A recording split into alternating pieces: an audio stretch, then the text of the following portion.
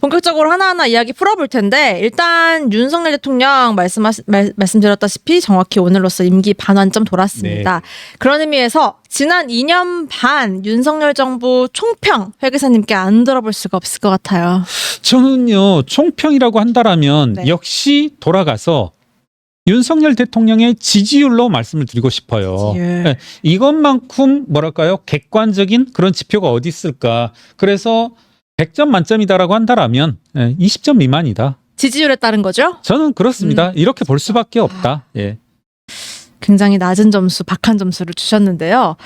그런 건 어떠세요? 뭐 잘한 부분 떠오르는 거 아니면 정말 치명적으로 실수했던 예. 부분 떠오르는 거 있으세요? 저 정말 네. 좀 잘한 부분을, 이건 농담이 아니고 정말 잘한 부분을 찾아보려고 정말 애를 썼거든요. 네. 그리고 어떻게든지 조금 설명해 보려고. 뭐 만약에 제가 이 자리에서 야, 윤석열 정부가 잘한 게 뭐가 있냐 이렇게 말하면 네. 뭐 듣는 시청자분들께서, 보고 듣는 시청자분들께서 야, 그렇게까지 극단적인 평가가 무슨 의미가 있냐. 그 정치라고 하는 게 항상 뭐 노력하고 공감을 얻고자 하는 노력인데 그렇게까지 박할 필요가 있냐 할 수도 있는데, 또 한편으론 지금 어떻게 보면 다른 많은 평론가들은, 또 많은 정치인들은 윤석열 정부의 지난 2년 6개월 동안의 성과라면 성과, 잘한 부분을 꼽을 것 같아요. 네. 근데 저까지 그래야 되나? 제가 머리를 싸매서 그럴 필요가 있나? 예. 그래서 조금 야박하지만 이런 비유를 한번 해볼게요. 우리가 시험을 받고 100점 만점짜리 시험을 받았는데 17점, 19점을 맞았어. 네. 이랬을 때 그 학생에게 17점, 19점 맞은 부분. 그러니까 야, 너 수학 문제 50문제가 있어서 1번, 7번, 8번, 19번 이렇게는 맞췄어, 너가. 네. 이걸 과연 칭찬할 필요가 있을까? 아. 좀 더 극단적으로 비유해 보자면 오지선다 시험을 봤는데 그 점수에서 19점을 맞았어. 네. 이건 맞은 게 아니거든요. 사실 혼나야 되는. 네, 순전히 우연의 결과물인 거죠. 아하. 5개 찍어서 맞은 결과일 뿐이다. 음. 이때 저는 뭐냐면 먼저 좀 앞서가는 건지 모르겠지만 지금 국민의힘에 좁혀서 윤석열 대통령실의 가장 큰 문제는 이분들이 과연 위기의식을 느끼고 있나. 위기의식을 느껴야 되는데 저는 지난 이 기자회견에서 네. 윤석열 대통령의 2시간 동안의 회견에서 위기의식을 느끼고 있나 라고 본다라면 좀 회의감이 들거든요. 기자회견 얘기를 좀 해봐야겠네요. 네. 네. 저는 그래서 이제 질문하신 내용에 관해서 잘한 것을 뭐를 찾을 수 네. 있겠냐 하면은 이건 잘한 건 없다. 없다. 순전히 19%, 19점, 17점이 결과라고 하는 것은 우연의 산물이고, 나머지 81%, 네. 81%의 국민들의 심정. 저는 뭐 배신, 배반이란 단어가 횡행하는데 예. 이 정부에서 배신당한 건 국민이다. 국민이 배신당했다. 국민들 81%의 심정을 찾아야 된다. 예. 19%의 뭐 지지율이라고 하는 것은 81%에 비추어서 봐야 의미가 있는 것이지. 네. 19% 가지고 왈가왈부하는 것. 전 지금 그러니까 좀 전에 속보 내용이 있더라고요. 네. 예. 속보 내용에 뭐라고 되어져 있냐면 이런 내용입니다. 대략 어떤 내용이냐면 대구 경북 지역에서 긍정평가가 올랐다. 네. 이것과 관련해서 이제 저는 참 모르겠습니다. 제가 너무 비판적으로만 본지 몰라도 이 내용들, 잠시만요. 정확한 민심에 더 귀를 기울이며 분발해서 속도감 있게 쇄신하는 모습을 보여드리겠다. 네. 지금 이게 뭐냐면 대구 경북 지역에서 여론조사 결과가 약간 반등했다. 이것에 대한 것인데 우선은 어떤 말씀 드리고 싶냐면 대구 경북에서 여론조사 결과라면 네. 표본이 대단히 작을 것이고 그렇죠. 그것의 반등이라는 것조차도 상당히 우연적인 그런 것에 좌우될 수 있고 네. 야, 그럼 이제 이 내용을 제가 말씀하신 내용을 보시는 분들 중에서는 야, 김경률 너 일주일 전에 TK에서 윤석열 대통령 지지율이 전국 지지율보다 낮았다고 했는데 그건 역시도 상당히 우연적이고 표본의 숫자로부터 기인된 것일 수 있지 않냐. 네. 그래요. 저는 그러한 이제 어떤 뭐랄까요? 표본 내지는 표본 추출에 따른 그런 문제로부터 비롯될 수 있다라고 보는데 결코 이게 즐거운 일일 수는 없다. 그런데 이러한 어떤 특정 지역에서 반등을 가지고 민심에 더 귀를 기울이며 분발해서 속도감 있게 쇄신하는 모습을 보여드리겠다. 조금은 하나하나에 좀 위기의식이 배어들어 있지 않다. 네. 가장 위기의식을 가질 사람들은 윤석열 대통령과 대통령실인데 조금은 국민만큼 위기의식을 느끼나. 저는 조금 뭐랄까요, 지난 시간에도 얘기했지만 소위 말하는 보수 지지층 우리 TK에서의 어떤 뭐 시민들을 만나보게 되면 정말 이분들 불안하거든요. 예. 위기의식 느끼고 있거든요. 근데 그만한 위기의식조차 대통령실을 비롯해서 이와 같은 분들이 느끼고 있는지 질문 한번 드리고 싶습니다. 대구 경북 지지율이 오늘 리얼미터가 에너지경제신문 의뢰로 4일부터 8일까지 유권자 2,516명을 대상으로 조사했는데 대구 경북의 지지율이 37.2%가 나온 거예요. 그러니까 전주 대비 한 7% 정도 포인트 정도 올라서 이 부분에 대해서 이제 말씀을 대통령실에서 낸 건데 네네. 37.2%가 사실 대구 경북 지지율 치고 높은 것도 아니에요. 그렇죠. 예. 그런 걸 또 대통령실이 좀 알아야 한다. 어찌 보면 대구 경북이 뭐 70% 80% 나와야죠. 그런 적 있었죠. 많았습니다. 저는 그래요. 그러니까 30%에서 37% 반등한 거 분명히 뭐 의미 있다면 의미 있을 것이고 네. 그분들 한 분 한 분의 문제의식을 소중하게 여겨야 되는데 그분들 저는 그래요. 또 한편으로 그분들이 정말 잘해서 잘했다고 할까. 네. 뭐 하나 막내 아들 학교 보내놨는데 전 국민들 입장에서 대통령은 심부름꾼이고 집사일 뿐이죠. 네. 그런 아주 애정을 가지고 있는 사람이 조금이라도 뭔가를 해보려는 노력에 대해서 긍정적으로 평가하려는 그런 심정 아니었을까? 잘해서 잘했다고 한 걸까 하는 생각이 들어요. 네. 네. 그래서 아직은 지지율이 낮은 편이다라고 보였고요. 이게 며칠 지났기 때문에 윤 대통령 기자회견 얘기는 짧게만 하고 넘어갈게요. 회 교사님이 가장 기억에 박힌 말이나 장면이 있다면 한번 꼽아볼까요? 기자회견 2시간 동안. 네. 야구를 좋아하니까 네. 뭐 조선일보 기사에도 나왔습니다만 전 정말 전광판 말씀이 너무 뜬금없고 아 저걸 저렇게 얘기하시는구나. 그러니까 요지는 뭐였냐면 네. 전광판 보지 않고 가겠다는 거거든요. 그렇습니다. 예. 한번 정확히 뭐라고 말씀하셨냐면 야구 선수가 전광판 보고 운동하면 되겠나? 전광판 안 보고 공만 보고 때려야 한다는 얘기를 선거 때부터 계속했다. 네. 그러한 제 마음엔 달라진 것이 없다. 제가 이 부분을 보고 위기의식을 느끼셨는지 그것도 의문이고 네. 여러분 한번 야구 전광판 다 보셨을 겁니다. 요즘은 또 한편으론 옛날 전광판하고 달라서 아주 많은 정보들이 노출돼요. 응? 선발 투수 타자 입장에서는 타석에 들어서는 타자 입장에서는 선발 투수가 지금 공을 몇 개 던졌는지 그쵸? 지금 현재 네. 대개는 요즘 현대야구에서는 100개를 한 개 투구수로 보는데 그때 뭐 예를 들어 투수가 91개를 던졌다 94개를 던졌다 중요한 정보거든요. 응? 그리고 시속 몇 킬로 나온다. 그렇죠. 응. 직구가 뭐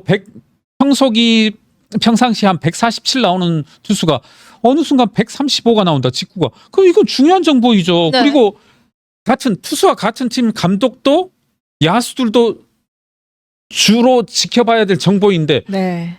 야 어떻게 저런 말씀을 하실까? 전 정말 뜬금없어요. 아니 축구 하다못해 스코어도 중요하잖아요. 그리고 몇 분 남았느냐 안 봅니까? 안 보면 안 되죠. 네. 예. 축구 선수가 후반전이 10분 남은 상황과 20분 남은 상황, 30분 남은 상황 완전히 다를 수밖에 없는 거죠. 전술이 다르고 전략이 다르고. 네. 뭐 농구도 좋아하면 아니 전 한도 끝도 없이 말할 수 있을 것 같아요. 농구만 하더라도 선수 옆에 반칙이 몇 개인지 그 쿼터에 팀 파울 수가 몇 개여서 그 다음부터는 팀 파울에 따른 자유투가 주어지는지 안 주어지는지 네. 모든 것들이 나오는데 어떻게 이걸 안 보겠다는 건지 전 정말 대단하시다.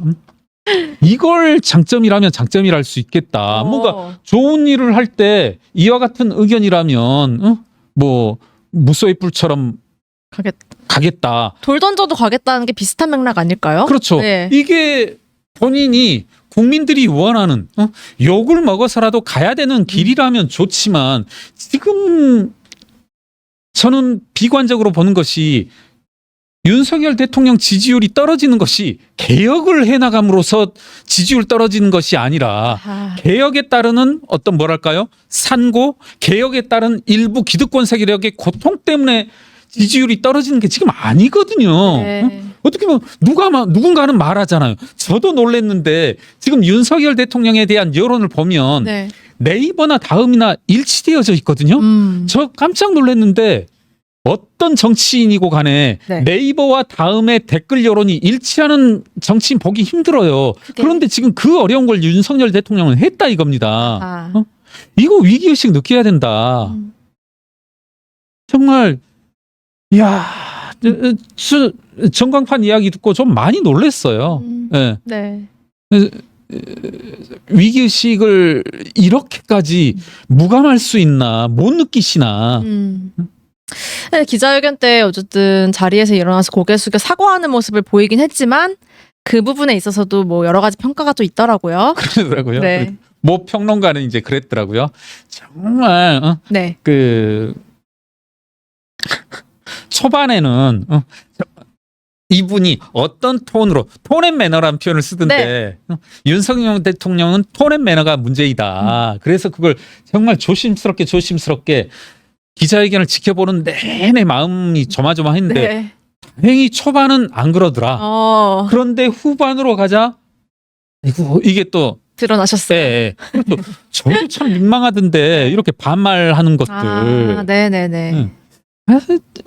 그리고 뭐 네. 그런 것들 뭐 미쳤다 이런 표현까지 쓰는 거 보면서 여사가 새벽에 본인 폰으로 문자하는 그 내용을 얘기하면서 미쳤다 그렇죠. 했다 네. 이렇게 얘기를 했죠. 그리고 이게 쉬운 게 아니거든요. 저 반말을 쓴다는 게 더군다나 온 국민이 바라보는 실황이 아니더라도 녹화해서 얼마든지 이제 나중에 이렇게 캡처될 상황인데 반말을 이렇게 툭툭툭툭 던지는 거 보고서 이게 사실 말로부터 태도가 결정되는 거잖아요. 네.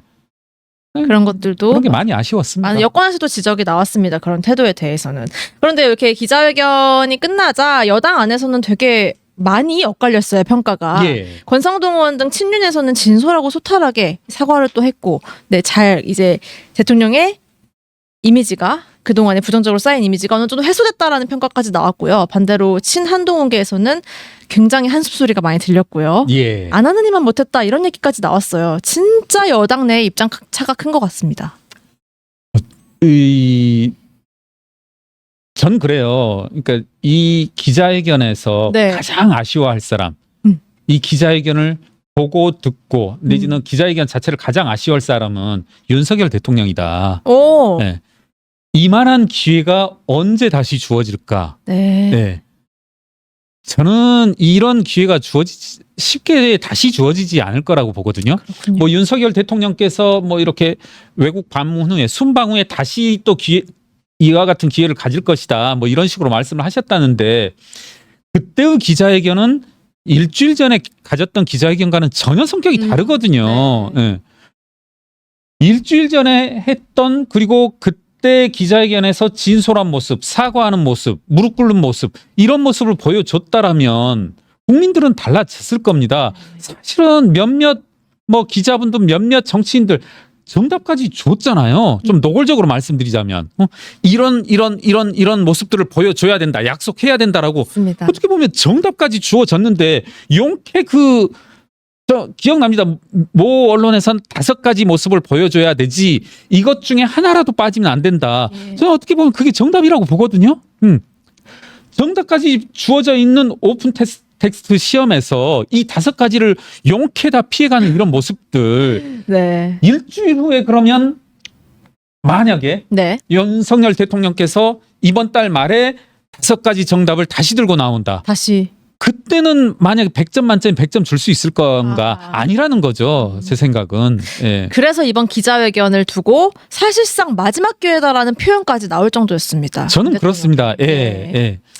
근데 그 기회를 충분히 살리지 못해서 아마 윤 대통령 본인이 제일 아쉬울 것이다 이렇게 말씀을 해주셨고요. 그리고 아쉬워하는 게 맞다. 맞다, 그게 맞다. 그에 대해서 뭐 일부 친윤들은 뭐 진솔하고 뭐 소탈했다. 뭐 이런 말씀을 하면 도대체 윤석열 대통령께서 뭘 해야 이분들은 문제점을 지적할 것인지 네. 참 의문이고 그리고 저는 이제 4월 1일이죠. 당시 의대정원 증원 문제에 대해서 네. 기자회견이 있을 때도 그때는 심지어 저는 그에 대해서 뭐 잘했다 그때 그런 평가가 있었는지 솔직히 잘 기억이 안 나요. 뭐 네. 그때도 또 뭐 잘했다 이런 말씀을 하신 분이 있긴 했을 테지만 정말 참 결국은 앞서 이제 제가 답변을 빠뜨리고 누락했던 부분이긴 한데 네. 2년 반 동안 가장 못한 부분이 뭐냐? 결국 이런 부분 아닌가? 소통이 실패했다. 예. 네, 소통 실패. 결국 이 소통이라고 하는 것이 A와 B가 소통을 한다라고 하는 것은 내가 누구와 상대방과 소통한다라고 하는 것은 상대방을 또 얼만큼 이해했냐, 얼만큼 잘 느꼈냐라는 문제인 거잖아요. 네. 그렇다면 윤석열 대통령이 국민과 잘 소통하느냐라는 문제는 윤석열 대통령께서 국민들의 감정을, 분노를 네. 때로는 잘 이해했느냐 하는 문제인데 계속 반복되는 부분입니다만은 정말 19% 지지율의 의미를 윤석열 대통령께서는 이해하시는 건지 네. 정말 이건 너는 지져라 나는 내 길을 간다라는 그런 상황으로 보시는 건지 네. 좀 많은 의문이 듭니다. 채팅방에도 좀 아쉬웠다는 내용들 많이 올려주시고 있고요. 그렇다면 이 기자회견을 한동훈 대표는 어떻게 지켜봤을 거라고 예상하세요? 또 가까우신 분으로서 속마음을 읽어보자고요. 저는 네. 나타났죠. 만 하루인가요? 만 네. 하루 동안 아무런 이제 언급이 없었지 않습니까? 그렇습니다. 거기에 정답이 있지 않나. 예. 거기에 메시지를 읽어야 되지 않나. 한동훈 대표가 저는 뭐라고 말을 할 수 있겠습니까?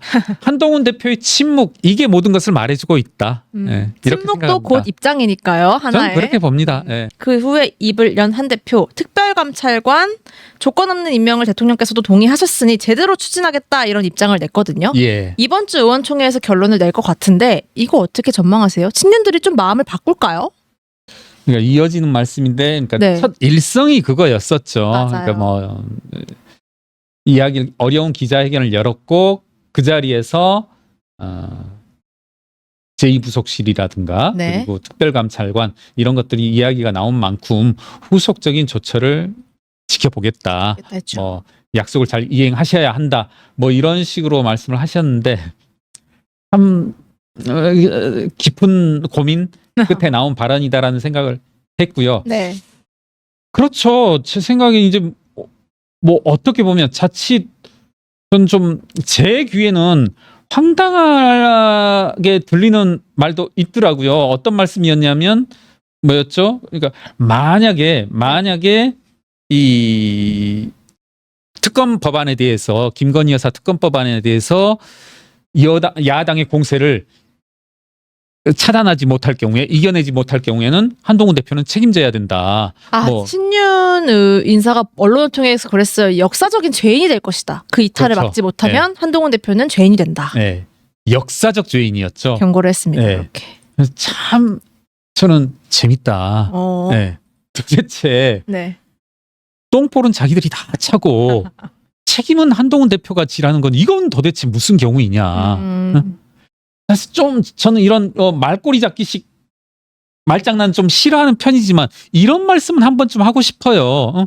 그 전제 자체가 잘못됐지만 한 번 되돌려주고 싶은 건 네. 본인들이 원내의 일은 원내대표 일이라고 해놓고선 만약에 민주당의 특검 공세를 못 이기면 한동훈 대표는 역사적 죄인이 된다. 그러네요. 저는 한 번쯤은 이 말을 되돌려주고 싶고 조금은 본인들이 했던 말에 대해서 이와 같은 위기를 이와 같은 결과를 초래한 건 누구 책임이냐는 거죠. 아니 저는 우선은 우리가 정치인들로서 정치권에서 지렛대로 밑바탕으로 삼아야 될 사실은 지금 김건희 여사 특검에 대한 여론이 대단히 비등하다는 것. 지금 제가 알기로 모두 다 3분의 2 안팎 혹은 3분의 1을 월등히 넘어선 것으로 알고 있는데 찬성이. 네. 예, 그렇습니다. 이걸 지금 누구 탓을 하냐는 거죠. 못 막으면 한동훈더러 역사적 죄인이다. 정말로 황당무계하다. 도대체 어떤 생각을 가지면 저럴 수 있는지. 참 저런 마인드를 가진다는 게 저는 참 대단하다. 근데 말씀하신 대로 최상병 특검이나 김건희 여사 특검 관련해서 이제 한동훈 대표가 제3자 특검이나 이런 걸 이야기했을 때 이거 원내 소관이다라고 하면서 선을 그었던 거 같거든요. 그렇죠. 지금 이게 이탈이 돼서 통과가 되면 그거는 한동훈 대표의 책임. 이런 상황인 거네요. 그러니까 아니 그 특정 대학을 자꾸 거론해서 그러는데 계속 지금 웬만하면 언어로 말 안 하려고 했는데 고려대학교 학생들이 이제 저 학교 다닐 때 생각이 막 떠오르거든요. 왜요? 몇 번 얘기했겠지만 고려대 학생들이 이제 자기들 전통이라고 해요. 제가 이 말을 어디에서 몇 번 얘기해도 특별히 고대 졸업생분들이 이제 비난을 안 하니까 한 번만 더 하면 네.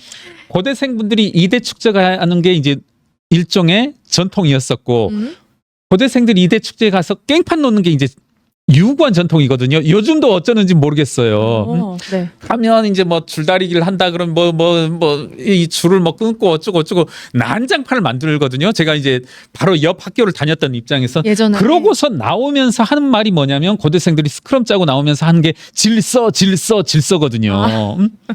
저는 이 일의 사단이 뭐냐는 거죠. 국민들의 70%가 그리고 나아가서 윤석열 대통령 지지율이 20% 미만인 이유는 누구 책임이냐는 거죠. 이것도 한동훈 대표 책임이냐라고 할 수 있냐는 거죠. 한 번쯤은 좀 책임 있는 모습을 보여달라. 본인들은 집권 여당이고 그리고 다들 요직을 가지고 계신 분들이에요. 지금 한번 보십시오. 지금 친윤이라 일컬어지는 분들 권성동이다. 또 이철규다. 네. 누구다. 추경호다. 지금 모두 다 요직을 거치신 분들이에요. 중진이시기도 하고요. 그렇죠. 이런 분들이 본인들이 부귀영화를 누렸으면서 권력을 누렸으면서 그에 따르는 책임과 그에 따른 결과는 한동훈 네가 져라? 이게 지금 뭐 하는 태도냐는 거죠. 시정잡배도 이렇게 안 해요. 응? 다 깽판 치고서 어디 식당에 들어와서 본인들이 다 난장판 만들어 놓고서 나가면서 옆 테이블에 제가 앉아 있으면 야 돈은 네가 내라? 지금 이런 거하고 똑같잖아요. 너무나 무책임하고 이런 것들이 전 이분들이 이게 그래요. 말 실수다 그런 게 아니라고 생각하거든요. 이분들의 세계관이라고 생각하거든요. 네. 네. 총선마저도 그랬던 거잖아요. 결국 총선 백세의 파동이라는 것도 지금 어떻게 보면 총선 백세가 공개되고서도 유야무야 되었지만 그렇네요. 너무나 무책임들하다. 본인들이 모든 것은 다 할 건 다 하고 조금이라도 좋은 결과 보이면 대통령 선거에서 이긴 건 본인들이 1등 공신이라고 자부하고 다니잖아요. 네. 저 정말 많이 봤거든요. 총선 겪으면서 내가 대통령 선거 때는 어떻게 했었는데 제가 봐서는 국민의 시각에서 봤을 때는 네. 그때 당시 제가 국민의힘 인사들이 어떻게 대통령 선거에 개입했는지 그런 걸 모르지 않습니까? 아무런 영향 없는 분들이에요. 네. 정말 냉정하게 한번 얘기해 볼까요? 국민의힘에 어떤 일이 있었냐면 네. 저 이 부분 한번 공개해 볼게요. 네. 어떤 거죠? 국민의힘 내부에 있었던 일이니까 강서구청장 보궐선거 때 예. 국민의힘 현역 의원들의 그와 같은 숙제가 할당이 되어졌어요. 네. 어떤 숙제냐면 다들 강서구청 강서구 인근 지하철역에 가서 인사를 해라. 두 명 나눠서. 그리고 제가 알기로 그게 상당한 정도로 통제력을 강한 게 보고서를 내라. 같다는 보고를 내라. 네. 그런데 그때 나온 일선에서 내용 중에 네. 심각한 내용이 뭐였냐면 가봐도 우리를 모른다. 국회의원들을 모른다. 의원인데요. 배지를 다. 여러분 냉정하게 제가 한번 질문 던져볼게요. 국민의힘 국회의원들 중에 이름 얘기하면 얼굴 떠오르는 의원분들 몇 명이나 있으신가요? 응? 이런 분들이 네. 결과만 나오면 윤석열 대통령이 되니까 모두 다 자기들이 1등 공신이래요. 정말 숱하게 봤거든요. 박성민 평론가가 그런 말씀을 하셨더라고요. 저 그 부분도 인상 깊게 봤는데 지난 대통령 선거는 윤석열 대통령이 이긴 선거가 아니라 질 뻔한 선거다. 어떻게 보면 네. 문재인 정부의 5년 실정으로 말미암아서 조금 제가 극단적으로 얘기하면 질래야 질 수 없는 국민들의 분노가 극에 달한 선거인데 이걸 0.7% 차로 질 뻔한 선거였단 말이거든요. 그렇게 본다라면 국민의힘 국회의원분들, 국민의힘 주변의 인사들은 위기의식을 느끼고 어떻게 보면 심기일전한 반성하고 고민해야 되는 인사들인데 네. 모두 다 자기들이 1등 공신이다. 공치사만 한 거네. 그렇죠. 제가 또 야구로 비유하자면 한 번 했었던 얘기 같아요. 국민의힘은 우리나라 야구 페넌트 레이스가 144게임이고 네. 뭐 롯데 자이언츠가 예를 들어서 올 시즌에 70승을 했다라고 하면 투수들 한 명 한 명더러 야 올해 너 몇 승했어 하면 다 합하면 180승이 된다 이거예요. 좀 국민의힘 보면 다 그런 상황이 떠올라요. 자기들 때문에 대통령 선거 이겼고 자기들 때문에 지방선거 이겼고 그러다가 총선 지고 그다음에 김건희 특검 못 막으면 한동훈 때문에. 한동훈 탓이다. 이게 지금 뭔 짓이냐는 거죠. 저는 이건 망발이다. 제발 좀 정신 좀 차리고 국민들과 좀 뭐랄까요. 이 주파수 좀 맞춰라. 그러니까 윤석열 대통령이 기자회견을 보고서 진솔했다. 솔직했다. 우리들하고 국민들과 이렇게 저는 이분들이 감각 세포 하나하나가 다른 분들 같아요, 정말. 이거 느껴야 되는 문제거든요. 네. 다들 뭐 서울법대 나오고 뭐 사법시험이다 행정고시다 합격하신 분들인데 이건 그런 문제가 이론적으로 아는 문제가 아니라 느끼는 문제다. 국민들이 분노하는 지점, 국민들이 느끼는 부분들을 당신들도 좀 느껴봐라. 제발 좀. 매번 밤에면 저녁 되면 술 약속 잡을 생각 좀 하지 말고 이것도 제가 하는 말이 아니라 본인들이 하는 말이에요. 본인들 국민의힘 국회의원들 스스로가 네. 저 만나면 그럽니다. 네. 우리 국민의힘 의원들은 걱정이라고 다들 저녁 때 술 약속만 잡는다. 뭐 술 약속들을 많이 잡는지 모르겠다고. 그러니까 저를 공격하지 말라는 말씀입니다. 네. 현장에 나가서. 네.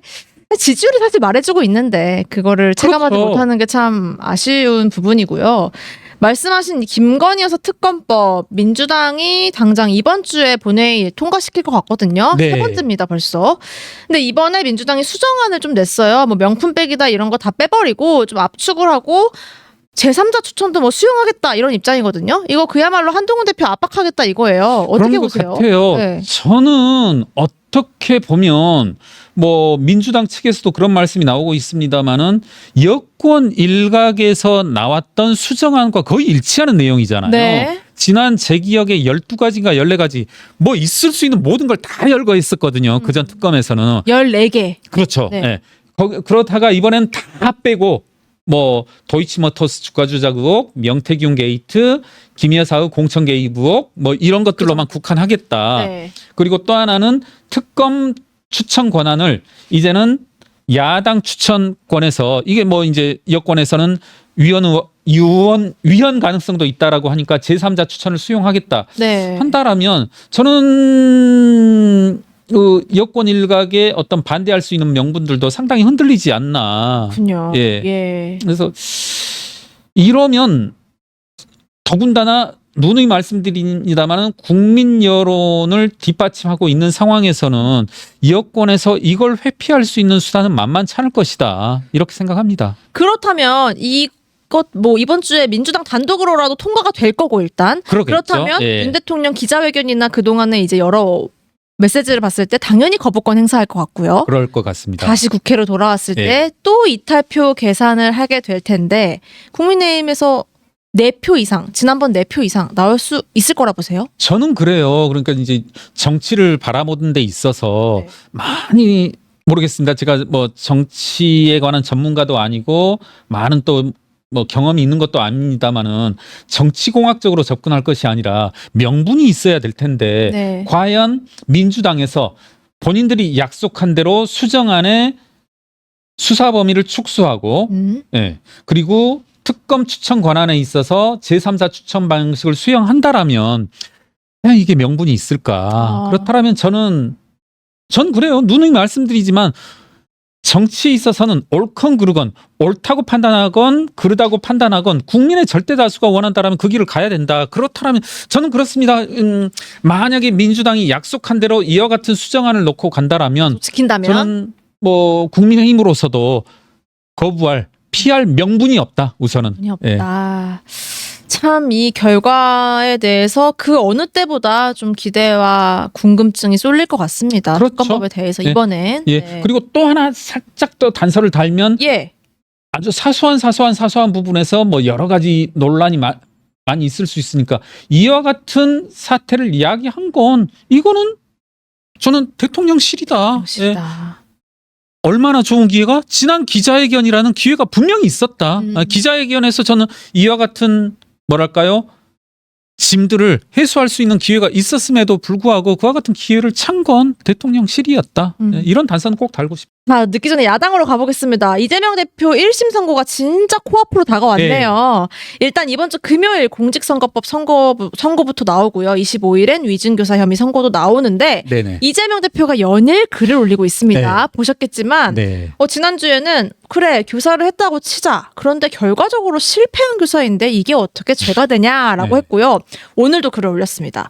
내가 김진성에게 기억을 되살려 있는 대로 말해달라고 한 게 어떻게 위증이 되느냐면서 무죄를 계속 주장하고 있습니다. 이런 메시지 행보 어떻게 해석하십니까? 저는 그러니까 방금 말씀하신 몇 가지 것들은 이미 다 논파되었다라고 보고 있고요. 네. 특히나 이제 마지막에 말씀하신 뭐 기억을 되살려봐라 이게 어떻게 그런 거냐? 그냥 있는 그대로 말하라는 건데. 그렇습니다. 근데 여러분 그러잖아요. 제가 국민주 기자님 보고 자꾸 저 그때 일주일 전에 이 자리에서 그런 말 했잖아요. 일주일 전이라고 그러면 좀 뭐하고 1년 전에 저 처음 만났을 때 저한테 전화번호 달라고 했잖아요. 생각해 보세요. 기억 안 난다. 아니 다시 한번 생각해 보라니까. 생각이 날 것 같은데요. 그리고 내가 스타저널 사장님을 잘 알아요. 다시 한번 생각해 봐요. 이런 식으로 하면 압박을 느낄 수밖에 없다라는 생각이 들거든요. 네, 너무 느껴지네요. 네. 상대방이 어떻게 느낄 거냐는 거죠. 그리고 전화로 자꾸 해가지고. 네. 그다음에 저는 이제 시간이 짧아가고 저 같은 제가 정치 전문가가 아니니까 저는 오늘 여러 가지 기사를 보다가 공직선거법 제270조 조항이 나오길래 한번 조문 한번 찾아봤거든요. 네. 그랬더니 공직선거법 제270조 해서 제목이 어떻게 되냐면 선거범의 재판기관에 관한 강행규정이라고 되어져 있더라고요. 네. 저는 이제 제가 당연히 법률 전문가는 아니지만 세법 전문 많이 보고 때로는 시민사회 활동하면서 가급적이면 저는 홍익대 전성희 교수님을 되게 존경하는 입장인데 제가 무슨 이야기 툭 하나 던지면 저희 이제 같이 단체에 있을 때인데 네. 무슨 전성희 교수님 이러합니다. 삼성바이오로직스 회계처리 이러합니다. 하면은 꼭 질문이 그거예요. 근거는요? 조항은 몇 조죠? 이런 걸 툭툭 던져요. 예. 그러면 처음에 짜증나더라고요. 내 말 못 믿나? 이러다가 이런 게 다 허점이 되더라고요. 네. 그래서 어디 가서 말할 때 법률 전문가는 아니지만 조문 하나 찾아보고 하는 그런 버릇이 있는데 네. 제가 말씀드리려는 건 뭐냐면 강행규정이란 표현이에요. 모르겠습니다. 법조문에 강행규정이란 이 명문화된 문구가 얼만큼 많이 나온지 모르겠는데 저는 네. 되게 생소하더라고요. 여러분 강행규정이라고 하는 건 이대로 해야 된다라는 거잖아요. 그렇죠. 이게 강행규정에 반대되는 게 예시 또는 조금 고상한 말로 훈시규정. 네. 그러니까 야 예를 들어 이러 하여야 한다라고 하면 꼭 그래야 되는 게 아니라 하나 예를 들어준 거야. 자꾸 저기 어디로 가지 마. 네. 그런 말 하지 마 한다라고 해서 꼭 그런 말 하란 말이 아니라 적당히 말이 그렇지 뜻이 그렇단 말이냐 이런 건데 네. 이 강행 규정이라는 것은 그렇게 해야 된다라는 거 아니에요. 맞아요. 그래서 제가 읽어보니까 여러분 저는 모르겠습니다. 한번 읽어볼게요. 선거범과 그 공범에 관한 재판은 다른 재판에 우선하여 신속히 하여야 하며 그 판결의 선고는 제1심에서 공소가 제기난 날로부터 6개월 이내에 2심과 제3심에서는 전심의 판결이 선고가 있은 날로부터 3월 이내에 반드시 하여야 한다. 맞아요. 그래서 한번 제가 이 사건 공소일이 언제인지 봤더니 2022년 9월 8일이에요. 2년 넘었네요. 네. 그러면 공소 제기난 날로부터 6개월 이내에 하도록 되어져 있는데 이거 강행 규정을 못 지킨 거잖아요. 일단은 아직 이미 못 지킨 거네요. 예. 서로 그리고 전 그래요. 이번 11월 15일 날 1심 판단이 있다라면 2심하고 3심은 그러면 6개월 맥시멈으로 죄송합니다. 3개월이네요. 3개월이면 6개월 후인 2025년 5월까지는 3심이 나와야 되거든요. 확정돼야 합니다. 그렇죠. 공직선거법은. 네. 강행 규정이자 또 다시 반드시 하여야 된다라고 했으면 우리나라 법은 도대체 어떻게 된 거냐. 네. 국회의원과 법을 만드는 국회의원과 법을 적용하는 사법부는 법을 안 지켜도 되는 거냐라는 아주 단순한 민초들의 마음을 한번 담아보고 싶다. 그렇군요. 네. 공직선거법은 그러면 일단 이 강행 규정대로라면 3심은 6개월 뒤에 나와야 되는 게 맞네요. 적어도. 이제 그렇죠. 네, 네. 1심 나오고 나서. 그렇군요. 저는 그래서 뭐 더불어민주당, 네. 뭐 더민주혁신회의, 친명계 조직이죠. 예, 취재 조직. 뭐 100만 명인가요? 서명운동도 조직했다고 하는데 예. 이런 것들 뭐 그렇게 하는 거 좋습니다. 뭐 본인들 스스로는 이게 자발적인 뭐 의사표시이자 풀뿌리 민주주의의 원천이라고 하는데 뭐 그렇게 생각하는 거야 본인들의 자유이자 뭐 착각일 수 있는데 네. 이와 같이 본인들이 만든 법, 공직선거법 제270조 이런 것들을 못 지키는 것에 대해서는 입법부 이분들 어떤 생각을 가지고 있는지 국회 증인으로 출석하지 않은 분들에 대해서 임의동행명령장이었나요? 네, 동행명령장. 예, 동행명령장이었죠. 임의동행이 아니라 동행명령장을 발부하고 무차별적으로 발부하고 했었는데 본인들 이런 것에 대해서는 어떤 입장을 취할 것인지 조금은 기초를 좀 지켜달라라는 부탁을 사법부와 입법부 양쪽에 좀 드리고 싶습니다. 양쪽에 예. 그렇습니다. 마지막 한마디 여쭙고 마무리하려고 할 텐데요. 지난 주말에도 민주당이 두 번째 장외 집회를 열었습니다. 이 화력 어떻게 보고 계십니까? 다음 주도 한다고 해요? 예, 여러 언론들에서 조금 화력이 예전만 못하다. 뭐 그 사실관계를 따지는 것은 뭐 어떻게 보면 언론의 역할이고 하겠습니다만 저는 조금은 다른 부분을 좀 훑어봤어요. 어떤 부분이요? 저의 옛 친구들과 이번 집회의 특징은 여러분 11월 13일 모레이죠. 모레가 이제 전태일 열사의 기일이어서 되게 이제 기일 전에 노동자 대회가 매년 제 기억이 맞다라면 1988년 이래 이제 해오는 게 이제 전통인데 노동자 집회를 4시에 마치고 5시부터 민주당의 이제 이와 같은 장외 집회. 네, 장외 집회가 있었는데 그러면서 민주당과 민주노총의 콜라보 아하. 연대가 있었는데 제가 그 이면을 쭉 한번 살펴봤어요. 그리고 민주노총 몇몇 분에 대해서 지금 구속영장이 발부가 되었죠. 청구뿐만 아니라 이제 발부도 네, 된 것으로 네. 아는데 그 이면에는 뭐 이런 표현 뭐 저는 할 필요가 있다라고 생각하는데 지금 민주노총 지도부는 소위 진보당 계열, 소위 NL 주사파 계열이거든요. 예. 이분들이 이제 주도적 역할을 하면서 되게 친민주당적 성격의 그리고 정권 퇴진 구호를 전면에 내걸고 하는데 사실 민주노총 저변의 민심들은 그러지 않은 걸로 알고 있어요. 이건 제 말씀이 맞을 겁니다. 네. 그러면서 4시 집회를 노동자 대회를 마치고 이 소위 말하는 경찰과의 충돌 과정에서 네. 8분인가요? 그분들이 이제 그 현장에서 연행되고 이제 구속 영장이 신청되어졌는데 이게 하나의 퍼포먼스라는 거죠. 네. 순전히 어떻게 보면 민주노총과 민주당과의 어떤 퍼포먼스였다. 이게 저 이야기 들어보면 되게 황당해요. 어떻게 했냐면 제 말씀이 아마 맞을 겁니다. 민주노총은 타선 2개를 맞고 집회를 하겠다라는 그 집회 신고? 허가 및 신고를 했고 예. 그럼 된 거죠. 그리고 그 안에서 하면 되죠. 네. 뭐 어떻게 보면 뭐 그걸 누가 뭐라고 하겠습니까? 뭐 좀 불편한 사람이 있을지언정. 근데 이 공간을 확장하기 위해서 네. 전체 도로 공간을 확보하기 위해서 경찰과의 충돌이 있었고 저는 이건 문제다. 신고 및 허가가 이루어진 공간 내에서 집회를 하겠다고 했었고 그것 내에서 그러한 집회가 제약이 전혀 없었다라면 그거로도 이루어지면 되는데 불필요한 공간을 확장하려고 했었고 그다음 코미디는 제 입장에서 코미디는 그거더라고요. 뭐요? 경찰과의 충돌로 말미암아서 2개의 차선인가를 더 확보했었다랍니다. 했어요? 네. 그리고 나서는 네. 이제 민주당 집회가 있었잖아요. 네. 그리고 있을 필요가 없었던 거죠. 그 의미는 곧 아니 그 의미는 2개 차선은 그냥 순전히 그냥 한번 싸우고 싶다. 그러니까요. 아니 정말 전 정말 그런 것 같아요. 싸우고 싶다. 경찰이 어떻게 보면 2개 차선을 허가받은 공간 내에서 집회를 하고 있었는데 그거에서 제약도 안 했는데 무작정 갑자기 2개 차선을 더 늘리려고 했었고 민주노총은. 네. 네.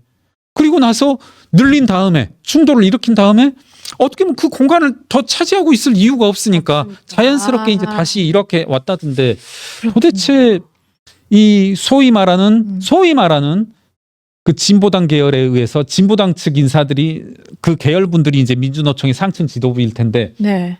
그분들은 이 퍼포먼스는 도대체 왜 한 거냐. 그리고 이렇게 뭐 총선 과정에서도 민주당과 진보당 측에 어떻게 보면 상당히 네. 야합적인 측면으로 말미암아서 진보당도 많은 의석을 많다면 많고 적다면 적은 의석을 확보했었는데 참 묘한 동거가 진행 중이다. 묘한 동거. 여기에 다음 주는 조국 혁신당까지 해서 연대 집회를 한다고 하니까요. 한 번 더 그 화력을 그러시죠. 다시 한번 살펴보도록 하겠습니다.